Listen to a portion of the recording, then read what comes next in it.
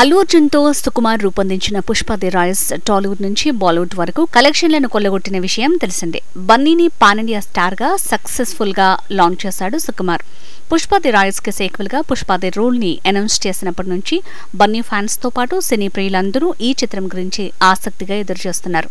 Part 2 ని సుమారు 400 కోట్ల భారీ బడ్జెట్ తో తెరకెక్కించనున్నారని తెలుస్తోంది. పార్ట్ 1 లో పాల్గొన్న ప్రధాన తారాగణం పార్ట్ 2 లోనూ కంటిన్యూ కానున్నారని సమాచారం.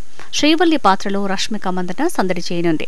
సునీల్, అనసూయ, అజయ్ ఘోష్ల క్యారెక్టర్స్ ని మరింత పవర్ఫుల్ గా తీర్చిదిద్దాడట సుకుమార్. అయితే పార్ట్ 1 లో బన్నీ సాధారణ కూలీ పుష్పరాజ్ నుంచి ఎర్రచందనం స్మగ్లింగ్ డాన్ గా ఎదుగుతాడు. కానీ పార్ట్ 2 లో ఎలాంటి బ్యాక్గ్రౌండ్ ని ఎంచుకున్నారనే ఆసక్తి నెలకొంది. పార్ట్ 1 క్లైమాక్స్ కి ముందు ఫహద్ ఫాజిల్ విలన్ గా ఎంటర్ కావడం ఉత్కంఠని రేకెత్తించింది. బనూర్ సింగ్ షెకావత్ గా ఫహద్ ఫాజిల్ పుష్ప 2 లో మరింత పవర్ఫుల్ విలనీని ప్రదర్శించబోతున్నాడు. ఇతనితో పాటు మరో విలన్ ని కూడా ఎంటర్ చేస్తున్నారట. ఆ క్యారెక్టర్ ని పొలిటీషియన్ గా చూపించనున్నారు.